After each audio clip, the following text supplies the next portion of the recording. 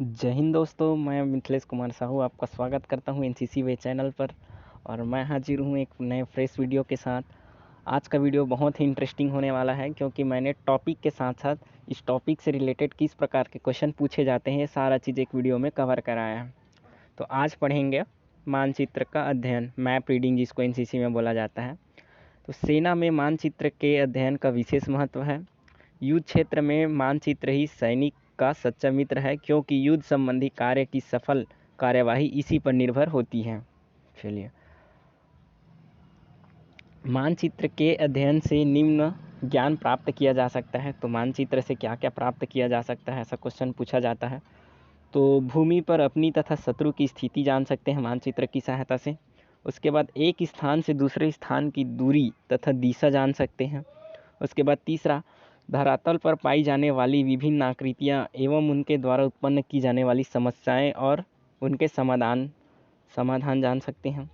उसके बाद चौथा है, मार्च करने के लिए उचित रास्ते का चुनाव। और फिर पांचवा है, दोनों स्थानों की परस्पर दृष्टिगोचरता। ये सारा चीज़ हम मानचित्र के अध्ययन से जान सकते हैं। उसके बाद है मानचित्र की परिभाषा।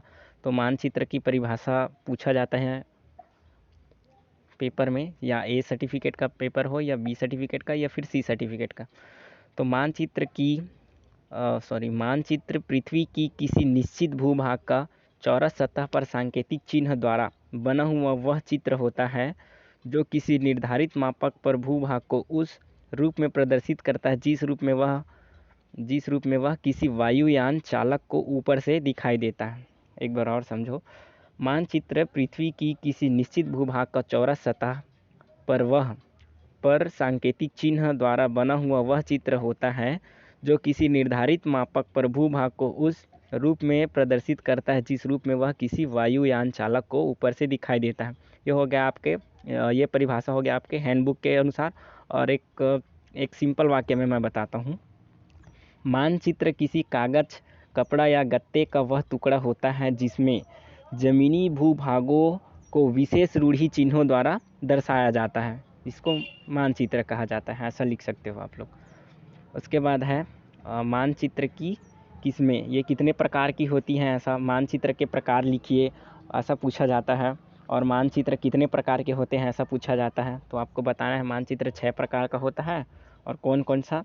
तो पहला प्राकृतिक मानचित्र, दूसरा राजनीतिक मानचित्र, और तीसरा आर्थिक मानचित्र, और चौथा ऐतिहासिक मानचित्र। ये चारों चीज़ याद रखना।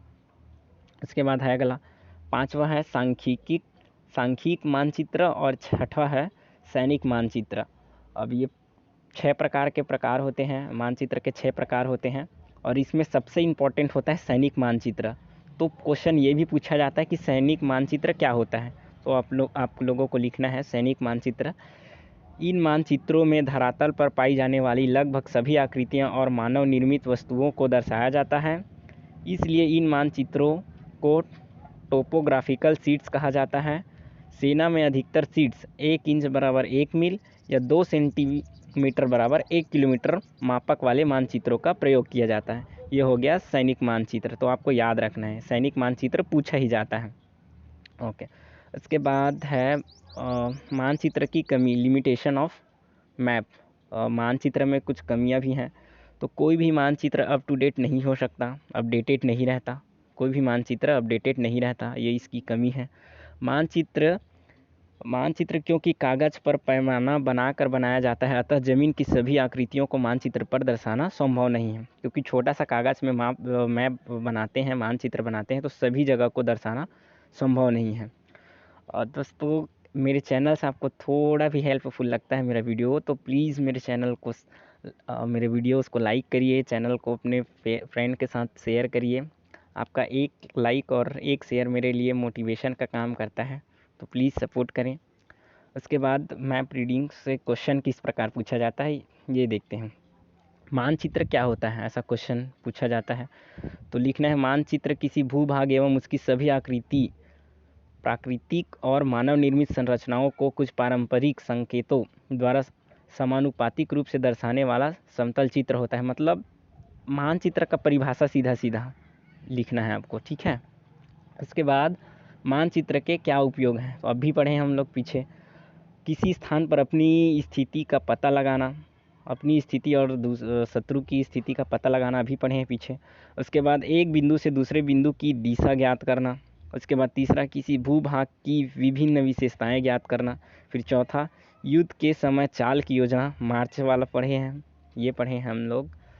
क्या पढ़े हैं हम लोग? मार्च करने के लिए उचित रास्ते का चुनाव, ऐसा पढ़े हैं पीछे। ओके। उसके बाद है नॉर्थ कितने प्रकार के होते हैं, ये भी क्वेश्चन पूछा जाता है। तो नॉर्थ 3 प्रकार के होते हैं। और मैप से सेट करते समय कंपास को मैप की किस रेखा पर रखा जाता है? ये क्वेश्चन 1 लाइनर क्वेश्चन है, तो याद रखना। मैप सेट करते समय कंपास को मैप की किस रेखा पर रखा जाता है? तो मैग्नेटिक अर्थात काली रेखा। आपको कंपास में और पढ़ाएंगे अच्छे से। और मानचित्र में जलीय भाग को किस रंग से दर्शाते हैं? ठीक है, मानचित्र में जलीय भाग को किस रंग से दर्शाते हैं? तो नीले रंग का होता है। आप लोग देखे होंगे नॉर्मल मैप जो होता है उसमें भी। और मानचित्र पर भूरे या बैंगनी रंग की रेखाएं किस नॉर्थ की ओर इशारा करती है? तो ग्रीड नॉर्थ की ओर इशारा करती हैं, याद रखना है आपको। Okay, thanks friends.